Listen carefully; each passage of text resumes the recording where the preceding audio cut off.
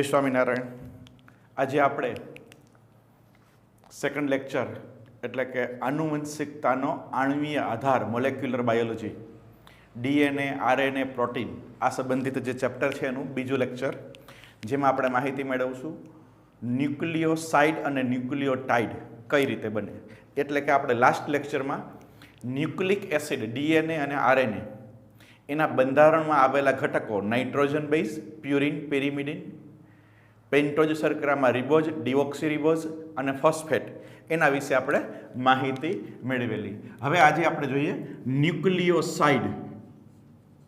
Nucleoside એટલે શું? Nucleoside એટલે શું? પેન્ટોઝ શર્કરા, પેન્ટોઝ શર્કરા પછી રિબોઝ હોય કે ડિઓક્સીરિબોઝ ના પ્રથમ કાર્બન સાથે નાઇટ્રોજન બેઝ જોડાય જોડાતા જે રચના બને એને ન્યુક્લિયોસાઇડ કહેવાય. ન્યુક્લિયોસાઇડ એટલે પેન્ટોઝ શર્કરાના પ્રથમ કાર્બન સાથે નાઇટ્રોજન બેઝ જોડાતા જે રચના બને એને ન્યુક્લિયોસાઇડ કહેવાય. હવે પેન્ટોઝ શર્કરા બે પ્રકારની છે, રિબોઝ અને ડિઓક્સીરિબોઝ. તો એ મુજબ ન્યુક્લિયોસાઇડ છે પણ બે પ્રકારના બને, રિબોન્યુક્લિયોસાઇડ, રિબોન્યુક્લિયોસાઇડ અને ડિઓક્સીરિબોન્યુક્લિયોસાઇડ, ડિઓક્સીરિબોન્યુક્લિયોસાઇડ. ન્યુક્લિયોસાઇડના બે પ્રકાર, જેમાં ડિઓક્સીરિબોઝ શર્કરા હોય એને ડિઓક્સીરિબોન્યુક્લિયોસાઇડ અને જેમાં રિબોઝ શર્કરા હોય એને કહેવાય રિબોન્યુક્લિયોસાઇડ. આજે વાત કરીએ આપણે એ શર્કરાની વાત કરી કે પેન્ટોઝ શર્કરા બે પ્રકારની છે, રિબોઝ અને ડિઓક્સીરિબોઝ. એ મુજબ એના બે પ્રકાર થયા. નાઇટ્રોજન બેઝ 5 પ્રકારના છે, તો એ મુજબ પણ એના પ્રકાર પડે. દાખલા તરીકે આ રિબોઝ શર્કરા, અહીંયા આર લખ્યું, એના પ્રથમ કાર્બન સાથે અહીંયા ઓક્સિજન હોય રિબોઝ શર્કરાનો. આનું બંધારણ આપણે આગલા લેક્ચરમાં ભણી ગયા છીએ. પહેલો કાર્બન, બીજો કાર્બન, ત્રીજો કાર્બન, ચોથો કાર્બન અને પાંચમો કાર્બન અહીંયા 12 હોય. તો એના પ્રથમ કાર્બન સાથે નાઇટ્રોજન બેઝ તરીકે હું અહીંયા લખું એડેનિન જોડાય. કયો નાઇટ્રોજન બેઝ જોડાય? એડેનિન. તો આને કહેવાય એડિનોસાઇન. આ જે બને એને કહેવાય એડિનોસાઇન. આ ન્યુક્લિયોટાઇડ થયો, જેમાં રિબોઝ શર્કરા છે, આથી રિબોન્યુક્લિયોસાઇડ કહેવાય. હવે એવું પણ બને કે રિબોઝ શર્કરા એના પ્રથમ કાર્બન સાથે ગ્વાનિન જોડાય, તો આને કહેવાય ગ્વાનોસાઇન. આને કહેવાય ગ્વાનોસાઇન. રિબોઝ શર્કરા એના પ્રથમ કાર્બન સાથે સાઇટોસિન જોડાય, પિરિમિડિન, સાઇટોસિન, તો આને કહેવાય સાઇટિડિન. અને રિબોઝ શર્કરા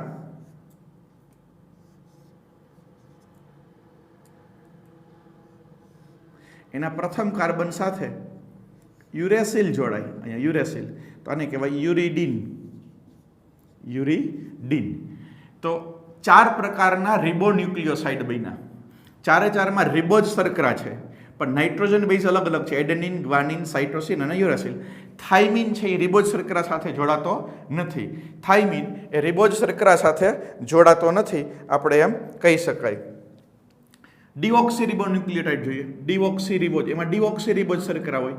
આ ડિઓક્સીરિબોઝ શર્કરા એના પ્રથમ કાર્બન સાથે એડેનિન જોડી દો, અહીંયા એડેનિન. આ શર્કરા કઈ છે? ડિઓક્સીરિબોઝ શર્કરા. એના બીજા કાર્બન ઉપર 2 HH હોય, અહીંયા HH બીજા કાર્બન ઉપર, જે આપણે આગલા લેક્ચરમાં શીખી ગયા. તો આને કહે ડિઓક્સી એડિનોસાઇન. ડિઓક્સી એડિનોસાઇન કહેવાય આને. ડિઓક્સીરિબોઝ શર્કરા એના પ્રથમ કાર્બન સાથે ગ્વાનિન જોડાય, તો આને કહેવાય ડિઓક્સીગ્વાનોસાઇન. ડિઓક્સીગ્વાનોસાઇન. ડિઓક્સીરિબોઝ શર્કરા એના પ્રથમ કાર્બન સાથે સાઇટોસિન જોડાય, તો આને કહેવાય ડિઓક્સીસાઇટિડિન. ડિઓક્સીસાઇટિડિન. અને ડિઓક્સીરિબોઝ શર્કરા એના પ્રથમ કાર્બન સાથે થાઇમિન જોડાય, તો આને કહેવાય ડિઓક્સીથાઇમિડિન. તો કુલ કેટલા પ્રકાર થયા? 4. ડિઓક્સીરિબોઝ શર્કરા છે બધામાં, અને અહીંયા એડેનિન, ગ્વાનિન, સાઇટોસિન અને યુરેસિલની બદલે શું આવે? થાઇમિન. તો 8 પ્રકારના ન્યુક્લિયોસાઇડ બને, 4 અને 4 8. આ 8માંથી ગમે એ લઈ લો. શર્કરા અને નાઇટ્રોજન બેઝ, શર્કરા અને નાઇટ્રોજન બેઝ શું જોડાય? પેન્ટોઝ શર્કરા જોડાય અને એની સાથે શું જોડાય? નાઇટ્રોજન બેઝ જોડાય. કેટલામાં કાર્બન સાથે જોડાય? તો કે પ્રથમ કાર્બન સાથે જોડાય. અહીંયા પહેલો કાર્બન છે એટલે પ્રથમ કાર્બન સાથે જોડાય. શર્કરા નાઇટ્રોજન બેઝ, શર્કરા નાઇટ્રોજન બેઝ, શર્કરા નાઇટ્રોજન. આમાં શર્કરા કોમન છે, રિબોઝ. નાઇટ્રોજન બેઝ અલગ અલગ છે. અહીં શર્કરા કોમન છે, નાઇટ્રોજન બેઝ અલગ અલગ છે. આમ તમે જુઓ તો આમાં નાઇટ્રોજન બેઝ સરખો છે, એડેનિન એડેનિન, પણ શર્કરા અલગ અલગ છે. અહીંયા રિબોઝ છે, અહીંયા ડિઓક્સી છે. રિબોઝ શર્કરા સાથે થાઇમિન નથી જોડાતું અને ડિઓક્સી રિબોઝ શર્કરા સાથે યુરેસિલ નથી જોડાતું. એટલો ડિફરન્ટ પડે. તો આ જે છે ન્યુક્લિયોસાઇડ. હવે આનું બંધારણ છે એ તમારે શીખવું હોય તો તમને આનું બંધારણ મેં સમજાવી દીધું, આનું બંધારણ સમજાવી દીધું આગલા લેક્ચરમાં. એ બેન ભેગા કરો એટલે થઈ જાય. દાખલા તરીકે આપણે આની વાત કરીએ. અહીંયા ખાલી એક સેમ્પલ પૂરતું તમને અત્યારે સમજાવી દઉં કે ડિઓક્સી એડિનોસાઇન છે એનું બંધારણ. તો એડેનિનનું બંધારણ કેમ લખાય તો આગલા લેક્ચરમાં શીખી ગયા. લેક્ચર એના માટે આગળનું લેક્ચર જોવું, લેક્ચર નંબર 2. લેક્ચર નંબર 2 જોવું, બરાબર. અહીંયા કેટલા ખૂણાવાળી રિંગ? તો કે 5 ખૂણાવાળી રિંગ. એડેનિનમાં શું છે? C N C N C N C N C. અહીંયા શું આવશે? NH2. દ્વિબંધ ક્યાં આવે? એક દ્વિબંધ અહીંયા આવે, એક અહીંયા આવે, એક અહીંયા આવે ને એક અહીંયા આવે.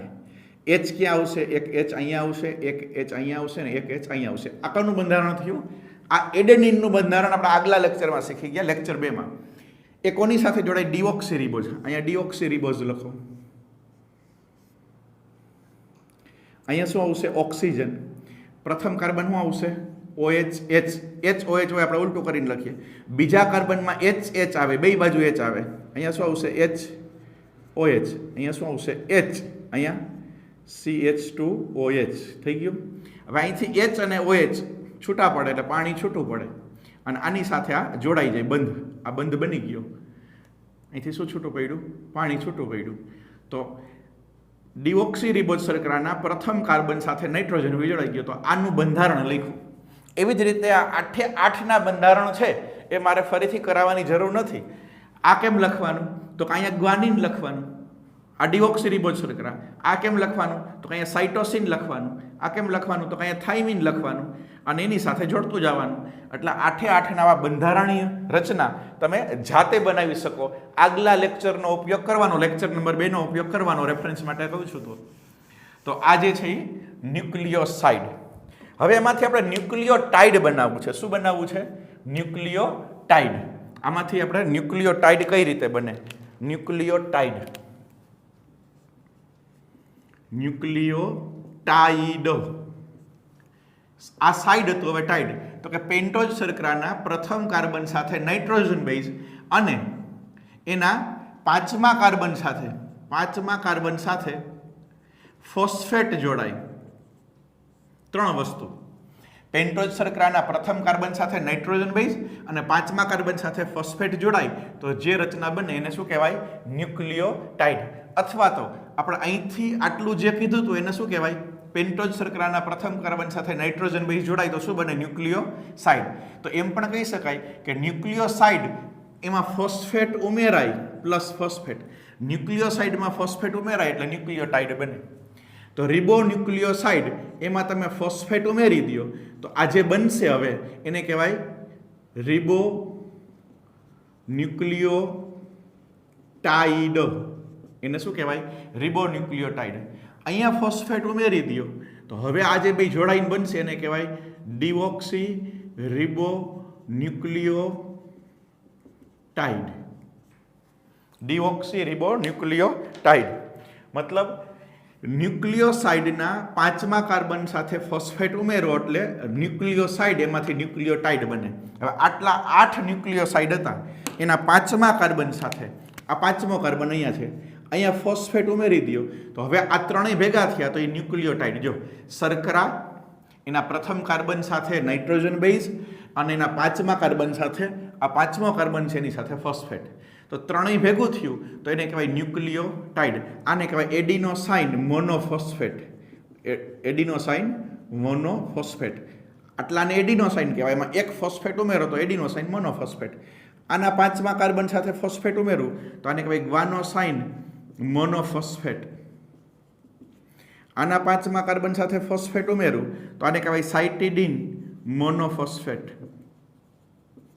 આના 5મા કાર્બન સાથે ફોસ્ફેટ ઉમેરું તો આને કહેવાય યુરિડીન મોનોફોસ્ફેટ.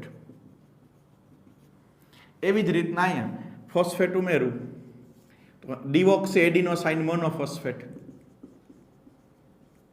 અહીંયા ફોસ્ફેટ ઉમેરું તો આને કહેવાય ડિઓક્સી ગ્વાનોસાઇન મોનોફોસ્ફેટ. અહીંયા ફોસ્ફેટ ઉમેરું તો આને કહેવાય સાઇટિડીન મોનોફોસ્ફેટ, ડિઓક્સી સાઇટિડીન મોનોફોસ્ફેટ. અને અહીંયા 5મા કાર્બનમાં ફોસ્ફેટ ઉમેરું તો ડિઓક્સી થાઇમિડીન મોનોફોસ્ફેટ. કેટલા થયા? 8. હવે જે રચના થઈ 3 ની એને શું કહેવાય? આ બધા 4 ને શું કહેવાય? રિબોન્યુક્લિયોટાઇડ. આને શું કહેવાય? ડિઓક્સી રિબોન્યુક્લિયોટાઇડ. તો ન્યુક્લિયોટાઇડની રચનામાં નાઇટ્રોજન બેઝ, પેન્ટોઝ શર્કરા અને ફોસ્ફેટ સમૂહ ત્રણેય જોડાઈ જાય. 1, 2 અને 3. રિબોઝ શર્કરાના પ્રથમ કાર્બન યાદ રાખવાનો, પ્રથમ કાર્બન સાથે નાઇટ્રોજન બેઝ અને 5મા કાર્બન સાથે ફોસ્ફેટ જોડાય તો આ જે રચના બની એને ન્યુક્લિયોટાઇડ કહેવાય. હવે એમાં રિબોઝ શર્કરા છે એટલે રિબોન્યુક્લિયોટાઇડ કહેવાય. અને એનું નામકરણ તો કે આને કહેવાય એડિનોસાઇન અને એક ફોસ્ફેટ એટલે મોનોફોસ્ફેટ. ગ્વાનિન છે તો ગ્વાનોસાઇન મોનોફોસ્ફેટ. સાઇટોસિન હોય તો સાઇટિડીન મોનોફોસ્ફેટ, યુરિડીન મોનોફોસ્ફેટ. અહીંયા ડિઓક્સી રિબોઝ શર્કરા છે તો deoxy adenosine monophosphate, deoxy guanosine monophosphate, deoxy cytidine monophosphate, deoxy thymidine monophosphate. તો ન્યુક્લિયોસાઇડ અને ન્યુક્લિયોટાઇડ એના વિશેની આપણે માહિતી અહીંયા લીધી. Nucleoside, nucleotide. એક વિશિષ્ટ પ્રકારના ન્યુક્લિયોટાઇડની વચ્ચે આપણે ચર્ચા કરી લઈએ. વિશિષ્ટ પ્રકારનો ન્યુક્લિયોટાઇડ એડિનોસાઇન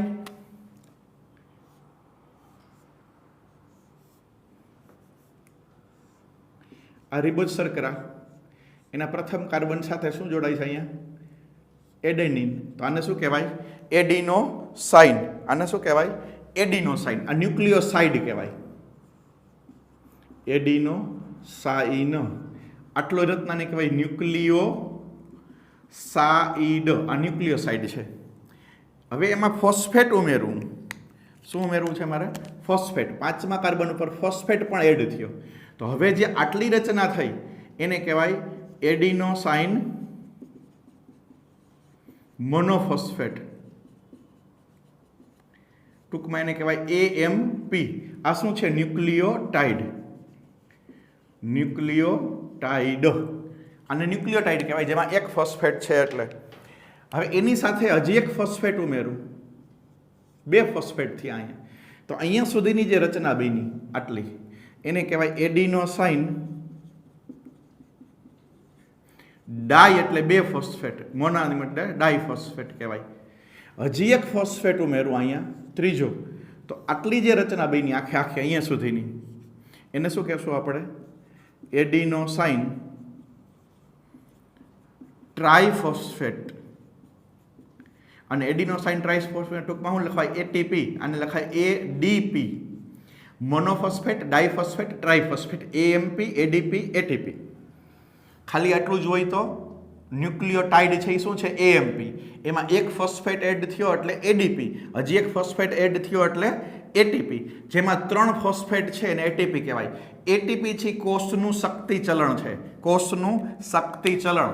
કોઈ પણ કાર્ય કરવા માટે, સક્રિય વહન માટે, આ બધા જ કાર્ય માટે આપણે ATPની આવશ્યકતા છે.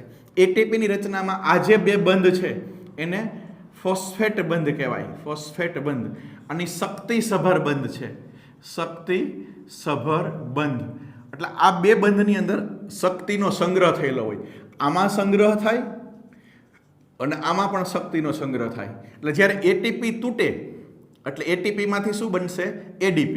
ATP તૂટે એટલે ATPમાંથી ADP ને ADPમાંથી શું બને? AMP. એટલે પેલો બંધ તૂટે એટલે શક્તિ મુક્ત થાય જે આપણે કાર્ય માટે વાપરીએ. બીજો બંધ તૂટે એટલે શક્તિ મુક્ત થાય એટલે આપણે કાર્ય માટે વાપરીએ. એટલે જ્યારે કાર્ય કરવું હોય ત્યારે ATPનું વિઘટન થઈને AMP બને. શું બને એમાંથી એએમપી. આ બે બંધ તૂટે એટલે એમાંથી શક્તિ સંગ્રહી હોય, આમાં આ બેંકમાં જમા થયેલી શક્તિ મુક્ત થાય ને આપણે કોઈ પણ કાર્ય એ શક્તિ વડે કરી શકીએ. જ્યારે આપણે ખોરાક લઈએ પછી કણાપ સૂત્રમાં એનું શ્વસન થાય, કણાપ સૂત્ર અને કોષનું ઉર્જા અંશ, શક્તિ ઘર કહેવાય, પાવર હાઉસ કહેવાય, ત્યારે એ શક્તિનો સંગ્રહ આમાં થાય, બેંકમાં જમા થાય તો એએમપીનું રૂપાંતર શેમાં થાય? એટીપીમાં. આ કાર્ય કરતી વખતે એટીપી વપરાય અને શ્વસનની ક્રિયા દરમિયાન એટીપી બને. કઈ જગ્યાએ? કણાપ સૂત્રમાં. તો કણાપ સૂત્રને એટીપીનું કારખાનું કહેવાય. તો શ્વસન દરમિયાન એટીપીનું નિર્માણ થાય અને કોઈ પણ કાર્ય કરો ત્યારે એટીપીનું વિઘટન થાય. વિઘટન થાય ત્યારે એમાંથી શક્તિ મુક્ત થાય અને જ્યારે આનું નિર્માણ થાય ત્યારે શક્તિ જમા થાય. તો એ શક્તિ વિનિમયની પ્રક્રિયા એટીપીમાંથી એએમપી, એએમપીમાંથી એટીપી એમ બદલા રાખે. તો એડિનોસાઇન ટ્રાઇફોસ્ફેટ, એમાં રિબોઝ શર્કરા એના પ્રથમ કાર્બન સાથે એડેનિન હોય અને 3 ફોસ્ફેટ જોડાયેલા હોય. આ એક વિશિષ્ટ પ્રકારનું ન્યુક્લિયોટાઇડ કહી શકાય. હવે આપણે જે ન્યુક્લિયોટાઇડની વાત કરી હતી, આપણે ક્યાં સુધી પહોંચ્યા? આપણી પાસે ન્યુક્લિક એસિડ શીખવાનું છે. ન્યુક્લિક એસિડના બંધારણીય ઘટકો તરીકે nitrogen base, pentose શર્કરા, ribose, deoxyribose અને ફોસ્ફેટ. એને આપણે જોઈડા તો પહેલાં ન્યુક્લિયોસાઇડ બન્યું, એમાં આપણે ફોસ્ફેટ ઉમેર્યું તો ન્યુક્લિયોટાઇડ બન્યું. હવે આપણે એમાંથી ન્યુક્લિક એસિડ બનાવવાનું છે. તો ન્યુક્લિયોટાઇડ ફરીથી આપણે રિપીટ કરીએ. ન્યુક્લિયોટાઇડ એટલે શું? દાખલા તરીકે કોઈ રિબોઝ શર્કરા છે, આ રિબોઝ શર્કરા છે, એના પ્રથમ કાર્બન સાથે હું એડેનિન દર્શાવું છું, આ એડેનિન. તો આને શું કહેશું આપણે? પેન્ટોઝ શર્કરા અને ફોસ્ફેટ જોડાય, પેન્ટોઝ શર્કરા અને નાઇટ્રોજન બેઝ જોડાય તો આને શું કહેવાય? ન્યુક્લિયોસાઇડ. એના 5મા કાર્બન સાથે અહીંયા ફોસ્ફેટ જોડું, આ 5મો કાર્બન છે, તો આને કહેવાય ન્યુક્લિયોટાઇડ. આને શું કહેવાય? ન્યુક્લિયોટાઇડ. આપણે બીજો ન્યુક્લિયોટાઇડ અહીંયા દર્શાવીએ. આ બીજો ન્યુક્લિયોટાઇડ રિબોઝ શર્કરા, એની સાથે હું અહીંયા ગ્વાનિન દર્શાવું તો આને કહેવાય ગ્વાનોસાઇન. એમાં ફોસ્ફેટ ઉમેરી દઉં તો આને કહેવાય ગ્વાનોસાઇન મોનોફોસ્ફેટ. અહીંયા પહેલો કાર્બન, અહીંયા બીજો કાર્બન, અહીંયા ત્રીજો કાર્બન, અહીંયા ચોથો કાર્બન અને 5મો કાર્બન. અહીંયા ઉપર સૌ ઉપર ઓક્સિજન આવેલો હોય, જે આપણે શીખી ગયા છીએ, અહીંયા દર્શાવવાની જરૂર નથી. હવે એક ન્યુક્લિયોટાઇડ, એનો ત્રીજો કાર્બન એ બીજા ન્યુક્લિયોટાઇડના 5મા કાર્બન સાથે જોડાય, ટૂંકમાં આમ જોડાઈ જાય. તો આ જે બંધ બને એને કહેવાય ફોસ્ફોડાયએસ્ટર બંધ. ફોસ્ફોડાયએસ્ટર બંધ. અને આ પ્રક્રિયામાં પણ H2O મુક્ત થાય એટલે કઈ પ્રક્રિયા કહેવાય? નિર્જલીકરણ. નિર્જલીકરણની પ્રક્રિયા દ્વારા આ ત્રીજો અને 5મો કાર્બન જોડાય તો આને ન્યુક્લિયોટાઇડ કહેવાય. આને ન્યુક્લિયોટાઇડ કહેવાય. પણ બે ભેગા થઈ ગયા તો આ જે રચના બની, અહીંથી આટલી જે રચના બની એને કહેવાય ડાય ન્યુક્લિયોટાઇડ. આને શું કહેશું આપણે? ડાય ન્યુક્લિયોટાઇડ. હવે હું ત્રીજો ન્યુક્લિયોટાઇડ ઉમેરું, રિબોઝ શર્કરા. અહીંયા સાઇટોસિન છે માની લો. પ્યુરિનને બહારની તરફ દર્શાવવાનું, આમ આ પ્યુરિન છે અને પેરિમિડિન અંદરની બાજુ દર્શાવવું એટલે બે અલગ પડે. આ પ્યુરિન છે, આ પેરિમિડિન છે, એમ ખબર પડે.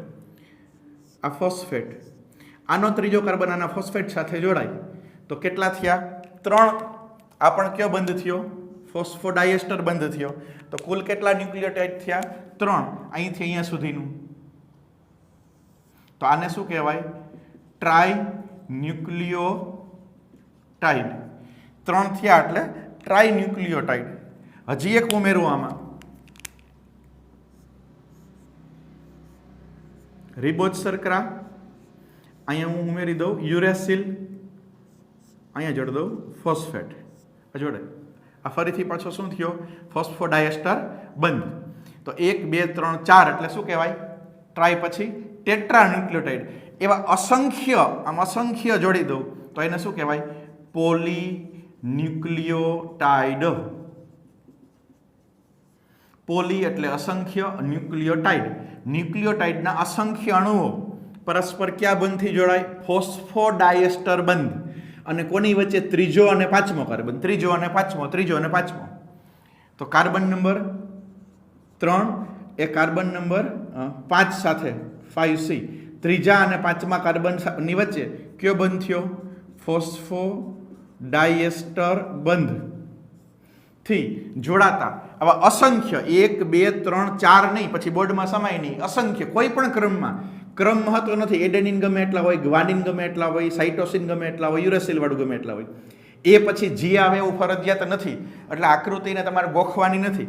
જી પછી સી આવે એવું નથી. કોઈ પણ ક્રમમાં આ 4 ન્યુક્લિયોટાઇડ રિપીટેડલી રેન્ડમલી એટલે ગમે તેમ સતત જોડાયા રાખે ફોસ્ફોડાયસ્ટર બંધથી તો અસંખ્ય ન્યુક્લિયોટાઇડ જોડાઈ ગયા એટલે પોલીન્યુક્લિયોટાઇડ બન્યું.